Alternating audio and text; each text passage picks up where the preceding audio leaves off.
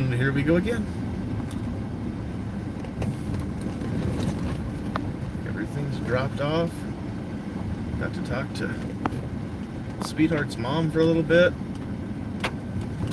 They're doing some work on Fred's house.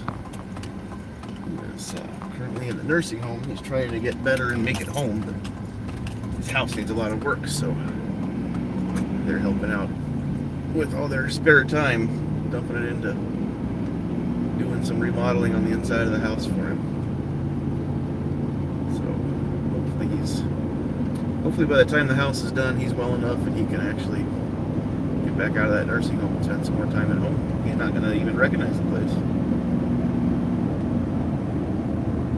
He'll have all new cabinets, and the walls are going to change a little bit in certain rooms. It looks really good. It's going to look really good.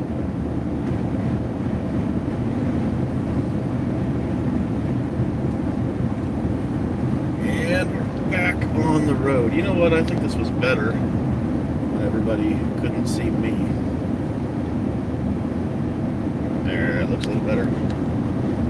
If we turn that, now Sweetheart can see the comments too as they come in. Look at that, we've already got somebody watching. Never ceases to amaze me that you guys care enough to watch me drive down the road. Sure appreciate all the support you guys have given me. So whoever's watching, make a comment. I want to know who's watching. Say hi.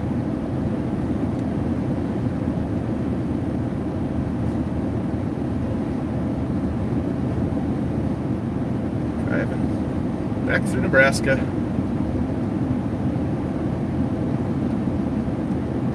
Nowhere near where Travis P11 lives, just in case anybody was wondering.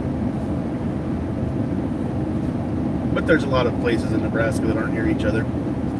It's not like Texas, but we're a good-sized state. It's not unusual to drive a couple hours to go from one place to another here.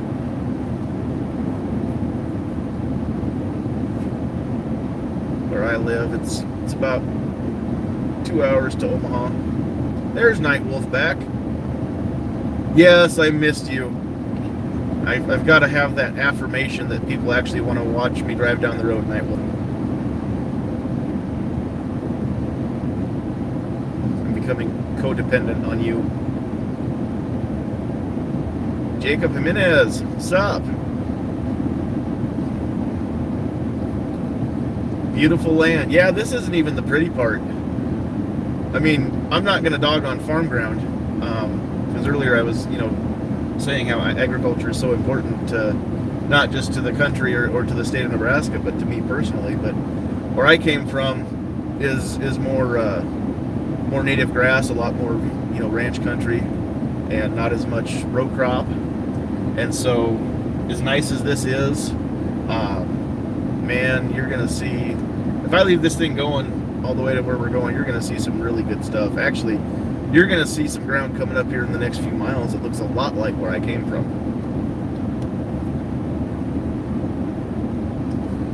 What state is this, Jacob says? This is the best state in the union, bud. This is Nebraska. This is eastern. We're getting into almost central Nebraska. East Central, I don't know. They're on the edge of the Sandhills right here. If you have never heard of the Sandhills of Nebraska, which you probably have if you're watching my channel, since it's in the name, huh? You're in Texas, yeah, that's but cool. How many people know what that means? Yeah, I know you guys are proud of your state too, but I tell you what, my pride runs as deep. I'm just saying, I'm not saying that my state's better than yours necessarily, but it is. But I'm not going to argue about it. I mean, I appreciate your pride in your state too. So I would expect that argument back from someone from the great state of Texas. And I've been to the Lone Star State. You guys, it's a great place to be, and huge. Good Lord.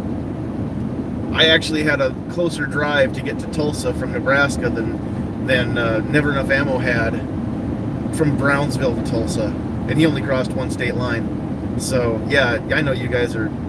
There's a lot of ground in Texas, but no, I really like I really like this country. If you look kind of, there's some nice rolling meadow right here. This is kind of what the Sandhills look like. But it's a huge part of right in the middle of Nebraska. It's actually sand dunes, but it's stabilized. There's grass growing on it, and there's no other place in the world like it. But it's the largest area of stabilized sand dunes in the entire world. And you can see, I mean, if you drive through it, there's a lot of areas where, due to cattle or for one reason or another, the grass has kind of been taken off, and you can lose a big chunk of a hill in just a few years' time with the wind and the rain, if it gets destabilized. And so it's not uncommon to see, we call it a blowout, and because that's literally what happens, the wind just blows all the sand right out of it. Take old tires, sometimes old appliances, car bodies, anything they can to throw into one of those to try and slow down. They'll cut down cedar trees and throw them into a gully just to try and slow down the erosion, because it is a serious thing out here in Nebraska. So, what, all states are better than New York? I haven't been to New York, I can't say. I'm not going to get into what state's better than what state. I'm proud of my state, and for me, I'm going to say this one's the best, and I really don't have any desire to ever live in a different one. I've been to several. I've never lived outside of the state of Nebraska, but I've lived across a lot of places in Nebraska. I do know that there are some states that I wish that Nebraska would copy their gun laws a little better than the ones that we have. We're a red state, but I tell you what, as far as a lot of gun laws, things like that, we're awful purple. We're awful purple in a lot of areas. So I think that we've got neighbors. Kansas just went to constitutional carry. Did you guys hear about the mass shootings and all of the gun violence that's happened in Kansas since the constitutional carry went into effect? I didn't think so, because there hasn't been any. All these states, and more all the time, every year we're adding a few more to the list. States that are doing constitutional carry, you don't have to have anything but a proof that you're a resident, a driver's license, a state-issued ID. That's your carry permit. And we're not seeing major issues with shootouts, crime, things like that happening. It's not going on, because guess what? These people are already law-abiding citizens. And the people that are going to have the shootouts, they don't care about your permit. They don't care about your laws. I don't get it. I don't get why people don't get it. We've already established that people are breaking laws because we've got laws on the books against gun violence. We've got laws against just violence. It's illegal for me to attack somebody with a gun or a club or a knife or a pointy stick. It's illegal. So in order to keep me from doing that, what are we going to do? Pass more laws? No, let's enforce the ones we have. Maybe if we made a punishment that I was afraid of, which I am, honestly, as a law-abiding citizen, I don't want to go to jail. I don't want to face stiff fines. You're right, Jacob, they do want to push that. Mainstream media wants to push the narrative that more guns equals more crime. But we all know the difference. We all know the truth. So, yeah, I don't know. I just don't understand why more people don't think the way that I do. And I'm not saying I've got all the answers, but to me, common sense means if there's a chance that you might have a gun and I don't know whether or not you do because it's legal for you to have one concealed, guess who I'm not going to mess with? Anybody who there's a chance that they're going to shoot me. And I don't know how to think like a criminal, apparently very well, but I mean, if I was going to mug somebody, who am I going to pick? Not someplace or somebody where they might be able to pull out a gun and on me or use it on me. I'm going to look for a little old lady. I'm going to look for somebody. Here's a big one. if I'm going to commit crime, and I'm not, just so you guys know, but if I try and think like a criminal would think, or what I think a criminal would think like, you know who I'm going to single out as a victim? You idiots that walk looking down at your phone and don't watch where you're going and don't know what's going on around you. And maybe that's nobody that's watching this, but if you're not doing it, then I guarantee you've seen it happen. And how easy would it be to walk up to those people? You could walk right up to their face. They wouldn't see you coming. You know, be wary, be aware of your surroundings. Sweetheart and I talk about that a lot. I'm always preaching. Yes, risk management, easy targets. Not somebody who's aware, not somebody who's going to fight back or make a scene or be able to fight you off. So if you're not watching what's going on, you're just walking and texting, then honestly, how hard is it going to be to knock you in the back of the head and disorient you to a point where they can, wrestle you into a van or into, an alley or through a door or something? I mean, come on, don't set yourself up to be ambushed. If you're parked in a anywhere, I guess, not even a bad part of a town, but just anywhere at all, before you get in your car, check the back seat. As you're approaching your car, look underneath from a distance. Check your trunk. Make sure that it's latched, that it hasn't been popped, and then somebody could pop out of there, as you come by or something. Just, is there a chance that it's going to happen? It's slim. But be aware that this stuff does happen. And don't let it happen to you. And if you're scared, find somebody, find a security guard. That's their job, is to walk you to your car if you're concerned at all. And if they won't, then I tell you what, we need better security guards. More comments coming in. Can't explain this to the majority of leftists. They're too up in their own BS to understand that if you have a weapon yourself, someone else who has a weapon won't want to mess with you. I'm paraphrasing. That's true, though. It's an old saying that an armed society is a polite society. If everybody's carrying a gun, then you're sure not going to lip off to somebody. You're going to say, hey, excuse me. You bump into somebody, they're carrying a gun. You want to make that guy mad? No. You've got one yourself. So if you make him mad, guess what? There's a chance that guns get drawn and people get dead, and we don't want that. If a guy walks in, you're at a bar, just hanging out, with some friends playing some pool, and a guy walks in and he stands 7 feet tall, and weighs 320 pounds, and there's not an ounce of fat on him. I mean, is that the kind of guy you're going to pick a fight with? No. Because even if he doesn't know how to fight, you know that it's going to take a lot to take him down, and he's going to be able to handle himself. So no, you don't mess with somebody like that. And now with guns, that's the great equalizer. That's the force multiplier. A 7-foot person or Sandhills sweetheart with a handgun, guess who's going to win that scuffle? The handgun is going to make all the difference in the world. People get attacked all the time. We hear all the time. I bet somebody who has been attacked, assaulted, physically, sexually, something. And it's sad, but we all know at least one person who's been through that horrible experience. I can't wrap my head around that experience. I can't even imagine.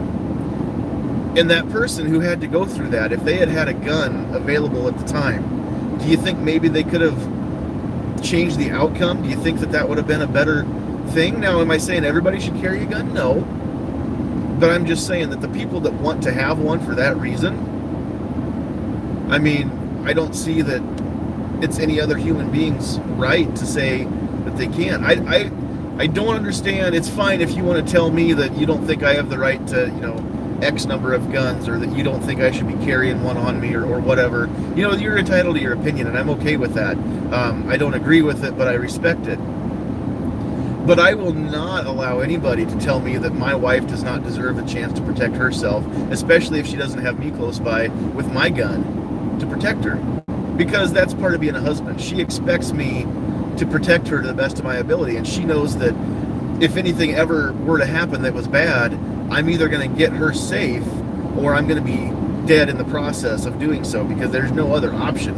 I'm not going to run and leave her to fend for herself. She knows that.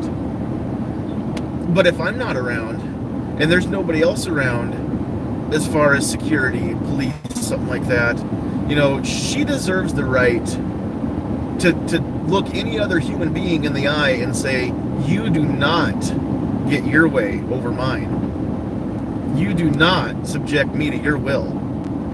She is also an American citizen. She's an adult. She has the right to self-defense. And we've got people right now in Lincoln, Nebraska, people in Washington, D.C. that are saying, she doesn't have the right to carry a gun in her glove box because she doesn't have the proper permit right now. And I don't have the right to carry a gun in my glove box if she's in the vehicle with me because, again, she doesn't have the proper permit right now. Hey, I've got somebody talking me up. Soul Search, I appreciate your comments, man. It's very, very encouraging. I like the feedback. That's very nice. There is one of, where are we now? That must be one of Holt County's finest that we just met. Holt County, Nebraska is where we're going to end up. Right in the middle of the state. So no, I don't believe that anybody should tell any other human being that they don't have the right to defend themselves. And, well, that's actually, the Supreme Court has upheld that one. There, you do have a right to self-defense. I don't believe that any human should tell any other human how, when, or where they have that right and where they don't. And here's another one. While I'm on I lost you, but I'm back. Rob D's been shot at, mugged, stabbed, all in upstate New York. Police didn't do much, looks like. I'm gonna have to go back through these comments because I can't keep up with them all. If you got a question for me and I miss it, don't be afraid to ask a couple times because, like I said, I'm driving and my safety and of course my wife's safety in the vehicle. That's more important than reading what's coming across the phone screen. So I'll get to it though. If like I said, if you hit it a couple times, I'll get there. But why do I have to have a permit to exercise my Second Amendment right? I don't need a permit for free speech. I don't need a permit to go to church. I don't need a permit to keep from incriminating myself in court. I don't need a permit to stay out of double jeopardy. I don't need a permit to circulate a newspaper. I found that out too. I talked to a newspaper owner or editor, and there are laws that govern, what constitutes being a legal newspaper and things like that. But there's no license to circulate a newspaper. It's just until you get so many subscribers, you're not actually legally a newspaper. You're just a blogger, I guess. But in the meantime, to have a printing press, there's no permit required. I can print anything I want to, as long as it's truthful, or opinion. It can't be libelous. I get that. There's a law against libel, and that makes sense. I can say anything I want to in public, as long as I'm not slandering somebody. Again, there's a law against slander. But if I'm saying fact or what I believe to be true or my opinion, that is constitutionally protected. I don't have a permit to talk. I don't have a permit to be on YouTube and tell you this stuff right now. I don't need one. Not in this country, I don't. I don't need a permit to say, no, Uncle Sam, you cannot quarter soldiers in my house. I'm not going to feed soldiers and shelter them because we're not at war. That's an amendment. That's the third one. I don't need a permit to keep the police from searching my vehicle without a warrant or without probable cause. I don't need a permit to keep the police out of my house. Why do I have to have a permit to defend myself? Why do I have to have a permit to carry a gun under my shirt or under my coat? Why do I have to have a permit to even buy the thing? Because if I buy a handgun in the state of Nebraska, I've got to have either a purchase permit or a concealed carry permit, which works as the purchase permit, or I have to go through the background checks and do all the paperwork. But why do I have to go through all of that red tape and get licensed to exercise a God-given right? Thank you, RL. Like I said, it's my stream. I can preach what I want right now. It really makes me upset. It does.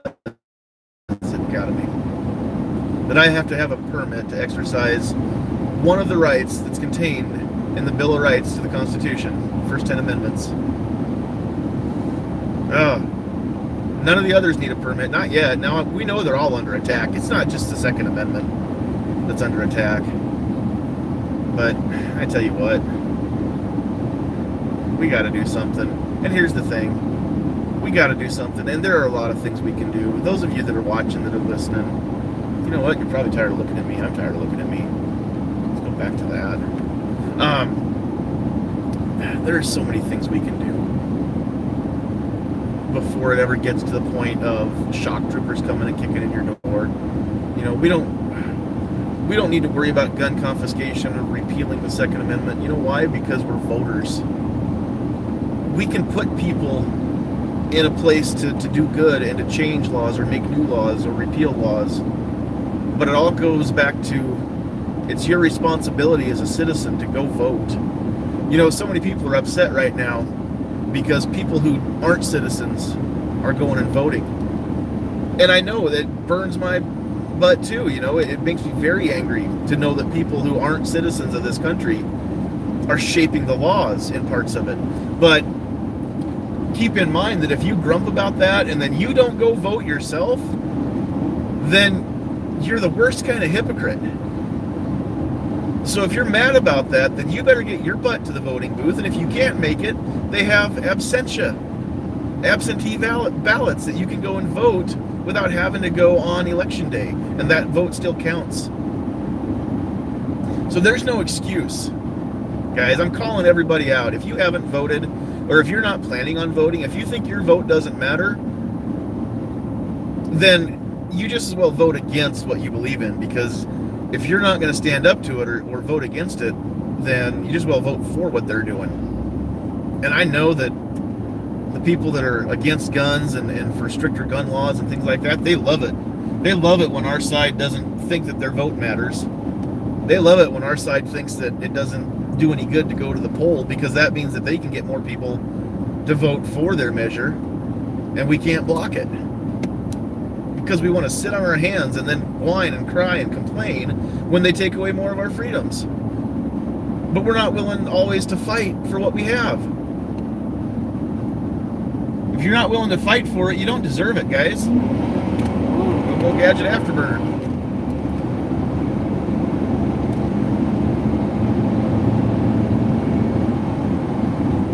But honestly, if you're not willing to, you don't have to be an advocate. You don't have to go out and preach, you know, pro Second Amendment, things like that. It's fine. Not everybody wants to do what I'm doing right now. I get that. That's fine. You don't have to do that stuff. But at least go make your voice heard in the primary election, in the general election. You know, we've got midterms coming up. And this is the election that really makes the difference for the next 2 years of Trump's presidency. Because right now he's been fighting with Congress. You know, they've been against him this whole time. And if we want to have a Republican Congress and a Republican White House and actually see those two come together, then the only way we do that is to put people in the Congress who will work with the guy in the White House. How do we do that? Go vote. Figure out who your best candidate is. Go vote. Go get counted. Even if you choose not to vote for a specific election, go put your ballot in the box. Give us a good voter turnout. Other countries laugh at us because we don't even care. We're trading away our freedoms that they would kill for in some cases. We've got people like Vandal was on earlier. Vandal lives in Australia, and he would love to have some of the freedoms that we have, and he doesn't have it. And Australia is not, you know, a communist country at all. They're a very free country in a lot of ways, but no country compares to this one.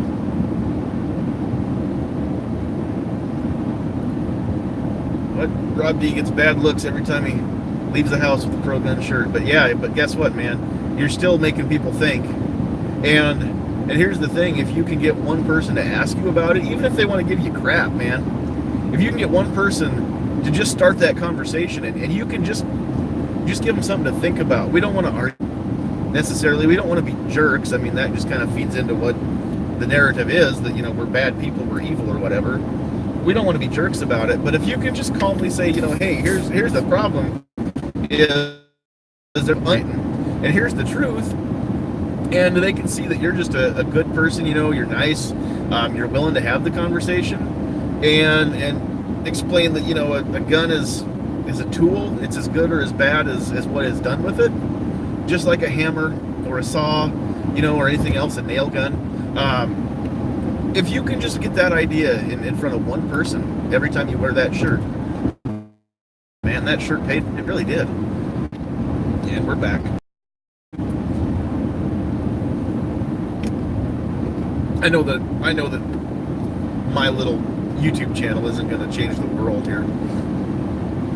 But yeah, if I can get just one person to even just consider a different viewpoint, if people can at least see where we're coming from, they don't necessarily have to change their thought pattern, but if they can at least see why we are so passionate about the way we feel, then I think we've done some good. So that's kind of all of our job too, especially those of you that are watching this. I mean, if you're on YouTube watching a pro-gun channel, and again, got nothing better to do than watch me drive down the road. I'm guessing you're probably like-minded, probably feel the same way that I do about a lot of cool stuff. So yeah, we're coming into the Irish capital of Nebraska. There's a huge celebration every year, St. Patty's Day.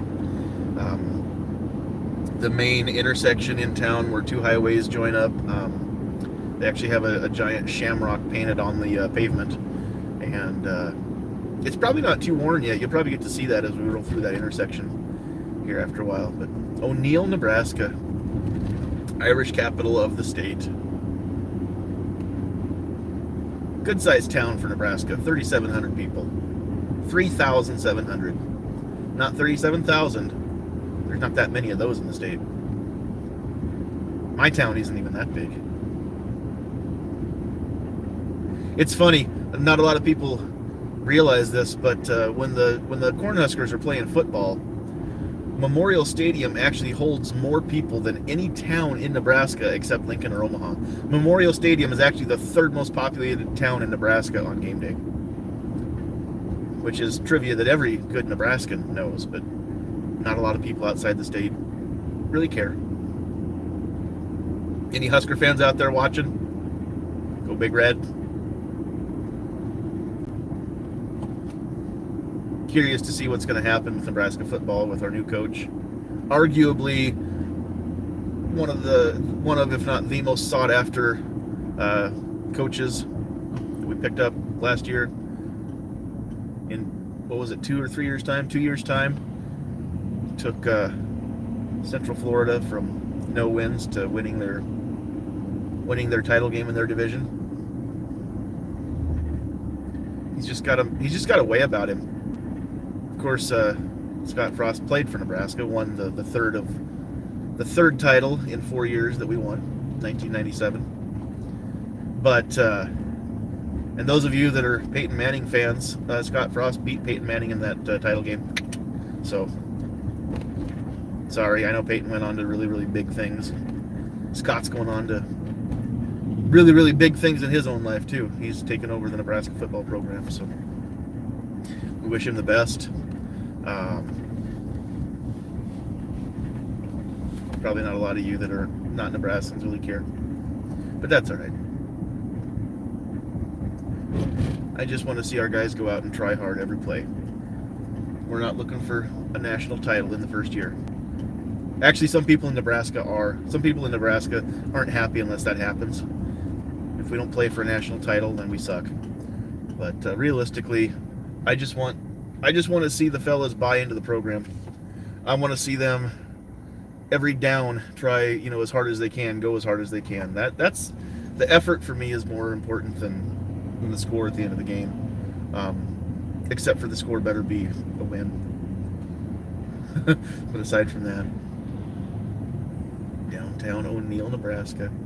Following a horse trailer because this is Nebraska and that's what we do. There's a lot of those in this country. We're getting up into, it's both farm and ranch country. We just drove across that big green shamrock. It's bright green. The morning of the St. Patty's Day festival. Mr. Trailer is pulling over here. Pickup with a flatbed. Flatbeds are pretty common in this part of the country too on pickups.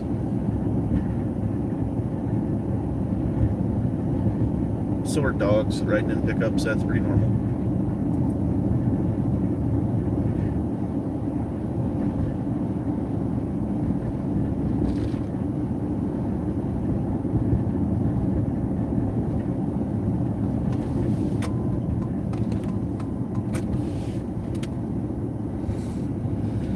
All right. We're on the home stretch? We're on the home stretch. There's one more little bitty town to roll through before we get where we're going. 18 more miles to go. And then I'm gonna be gone for the day. I won't be back on. It'll be awful late. Anybody gonna be up at about 1 in the morning? I guess if you guys could do this going home too. It'll be dark, there won't be much to see. But I suppose talking would keep me awake, so if you guys want to join me for the ride home, we won't be rolling home until about 1 o'clock Central Time. 12:30, 1 o'clock, somewhere in there. We play till midnight, right? So it'll take us roughly half an hour to tear down and get loaded up and get ready to go. So Jacob doesn't have much to do. So hey man, get a nap and you can just hang out with us tonight. I'm not going live, of course, during my dance or anything. If you haven't watched my video, it's the first one I put up actually on YouTube. I used to be known as Triple D, but that's that company, Triple D Sounds, and I picked that username just because I wanted a name that wasn't my name, and I wanted to be able to make some comments like on Never Enough Ammo or Travis P11's chats before anybody knew who I was. So I just picked a name and logged on as a YouTube account so I could make comments and whatnot, and that was the first thing that came to mind. Well, after I actually started getting into the podcast and the chats and whatnot, I decided, I've never talked to my partner. I don't know how he feels about me doing YouTube stuff, but I don't think that we necessarily want my political and gun stuff, and he's pro-gun too, don't get me wrong, but without talking to him about using our branding for my YouTube channel and whatnot, I just decided I better change the name before it got anybody knew who I was. So those of you that remembered me as Triple D, it's same person. I just had to rebrand, but there's a video that talks about that and why. Basically said the same thing I just said right there. So I just don't want this guy's not going slow enough that I can really pass him. I'm just gonna give him some space. We got time to get where we're going, so won't be a problem there. That's the best. If you're used to just going as fast as you can, you come out to Nebraska, everything's slower. We drive slower, we talk slower. Learn to look around, learn to enjoy the drive. Man, if you can see some of this stuff, out the window there, just windmills. Windmills are very common in Nebraska, this part of the Sandhills. They're still in use. Windmills are exactly what they look like. They're wind-powered water pumps is what they are here. There's so much wind. It's a very windy part of the world, and so why not harness that and let that pump water for the cattle? And we are sitting on top of the largest aquifer, I believe, in the world. If not, I know in the U.S. The Ogallala Aquifer sits right below Nebraska. It's the largest source of fresh water that you're ever going to find. Drinking water comes from right here. It's underneath the ground, and we've had some rain. This is meadow flow. We're in the Elkhorn River Valley. Water table's pretty high right now, so it's not unusual in the Sandhills to dig a post hole and hit water. You just don't have to go very deep at all in a lot of these areas to get down to the water. You don't have to dig very deep very often. Of course, if you go deeper, that's where the better water is, but You go so deep and you hit shale.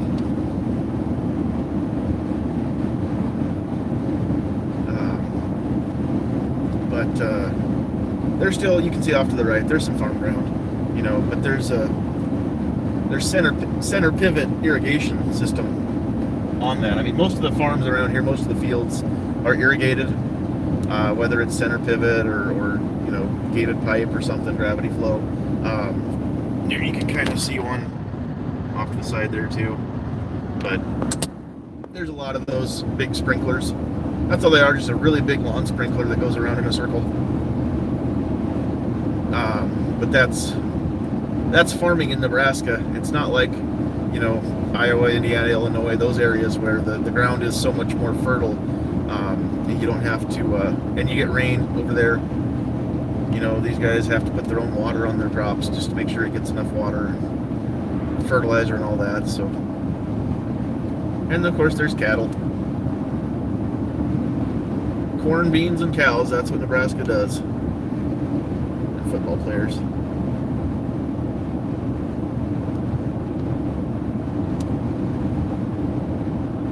So this is close to home for me. I'm only about an hour and a half from the ranch, from that hill there on my avatar.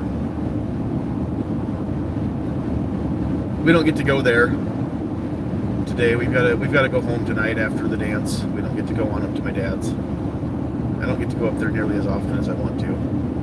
But this is our life. These are our weekends now. We're booked through, how far are we booked? October? I think November we're kind of open. December we're kind of open. I think my wife may be asleep or ignoring me, and that's okay. So,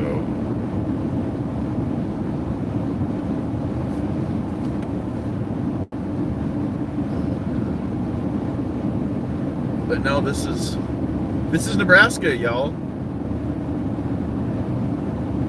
You get outside of the river valleys and it's rolling hills, and there's another tractor going down a side road here.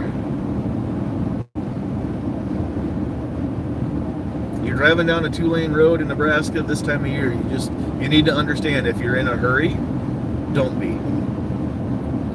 So you're going to get behind a slow pickup. You're going to get behind a tractor at some point. They're doing their best. Sometimes it's the only way. These guys, they don't go down the highway if they can avoid it. If they can take, back roads and whatnot, they're going to do that every chance they get. But you know what? Sometimes the highway is the only way to go. And just give them some space. Don't get mad at them. These guys, they're working on Saturdays so that you can go to the grocery store and get cornflakes, or soy sauce or whatever it is. I mean, that's coming from these fields. So, just give them the space they need. It's just a little courtesy. Wave at them, they'll wave back.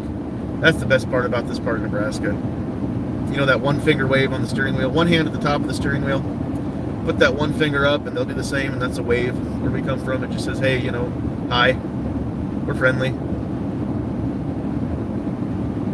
Not everybody does it. Plus, you're risking your own life if you're in a blind spot. Well, a lot of these guys, if they're driving a tractor down the road, anything behind them is the blind spot, because they don't look behind them always. But they try to get off to the shoulder, as much as they can. And when it's safe to go around them, do it. But I mean, yeah, just don't get mad. That's all I'm saying. Try to understand that these guys are at work. They don't have a 9 to 5. They don't work on a clock. They've got to get everything done. There's a short window of time. You've got to get the corn in at a certain time of the year, a certain week or two. It's balls to the walls, man. It's go, go, go. Running all night if you have to, but get it all done so that it all gets in, it all comes up, roughly the same time. And then in the fall, it's going to be go, go, go again when it's harvest time. But that's what keeps this country going. That's what keeps the state of Nebraska going. So, every time you sit down at your table and you're eating, most anything that you're gonna eat, whether it's got, corn, beans, wheat, beef, pork, poultry, all that stuff might come from right here in central Nebraska. On the western part of the state, there's wheat. there's hog confinements around. There's one coming up. You won't be able to see it well, but off to the left on the screen there, you can see those white rooftops. That's a hog confinement over there. I'm not going to talk about whether it's fair or not that Wilbur doesn't have a very big pen to run around in. It's just it is what it is. I know that it might sound cruel, it might sound harsh, but these animals were bred to be bacon, to be footballs. And so it is what it is, but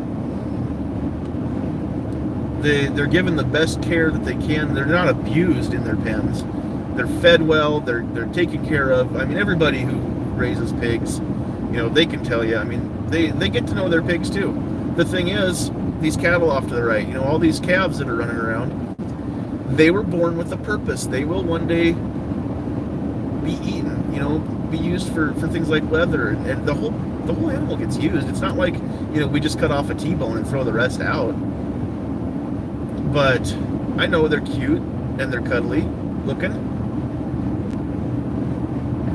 But that's my opinion. God put these things on they're made with love. Well, yes, when a bull and a cow make love, then they do make a calf. That's how that works. No, that's why God put these animals on the planet. He said, hey, these ones are going to taste better than others, and you should eat them. And so that's what we do. And so I'm not going to say that anybody who refuses to eat meat or whatever, if you want to be vegan, then hey, that's your thing. If you've researched it and you know how to be healthy, if you're going to cut meat out of your diet, you better know how to supplement, vitamins, minerals, things like that. So as long as you know how to do it and be healthy, then, it's fine. Just understand my dad doesn't like you because you're not keeping him in business. So, but, no, I mean, we get it. Sometimes people choose not to do this or that or whatever. Again, I would never, telling somebody to eat meat, that's like telling somebody they need to own a gun. No, it's your choice to make. Welcome to America. You get choices here. But don't tell me that I can't tell you what you can or can't do, and then turn around and tell me what I can or can't do. It goes every direction. That's all. Everybody deserves life, liberty, and pursuit of happiness. And until my pursuit of happiness infringes on somebody else's life, liberty, or pursuit of happiness, then leave me alone. If it's not bothering you, other than the fact that you don't like it, don't look. That's fine. But if it's getting up in your business, that's different. That is against the law. Otherwise, leave me alone. Let me eat meat. Let me own a gun. Let me carry it. I'm not going to shoot you unless you try to shoot me. That's all. Can't we just be neighbors? That is a Shelby Silverado in front. And yeah, my windshield's getting kind of covered in bugs. It's kind of hard to see through. But spring in Nebraska, the bugs are out. Yep, it's a dark blue Chevy pickup, Silverado. That's a pickup. I know I talked about that earlier. That's not a truck up here. That's a pickup. A truck is going to be something that you hook onto a semi-trailer. Or it's got a dump box or something, tandem axles. Yeah. If I had a pickup, that's probably what I would pick. That or a Ford. I don't know. I'd go drive them both. I'd go drive a Dodge. If I had the money just to go buy a pickup, I'd go drive one until I find the one that I like the best, fits me the best. I'm not necessarily partial to any one brand anymore. I used to be, but they're all good. They all have lemons, but they all make good stuff. I'm probably going to pick something that's not German owned, though. Honestly, that kind of rules out Dodge. I'm going to pick something that's going to be for sure made here in the States.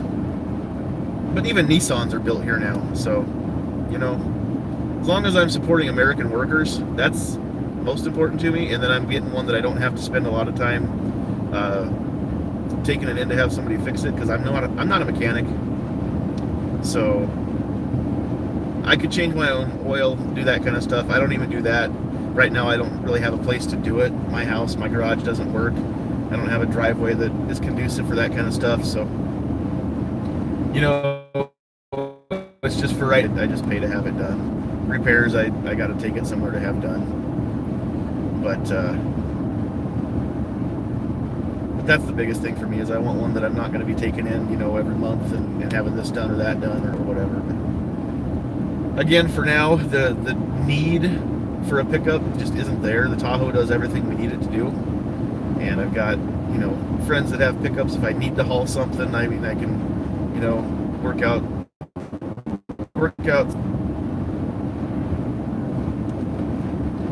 I saw something about tax cuts.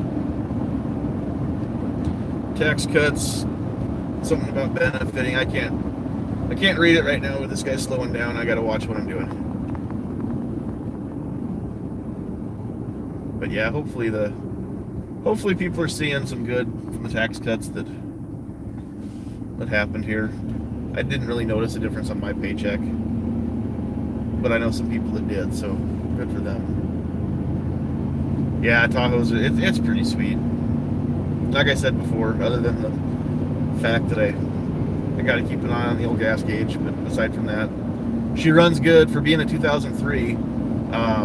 We haven't put a lot of money into it. We've had it for a year and a half now, and it's got, what's it got on here? 171,000 miles. So it rolled over 171 on this trip at some point. Did somebody say, what, WTF is a Tahoe? Dude, seriously? It's a Chevy vehicle.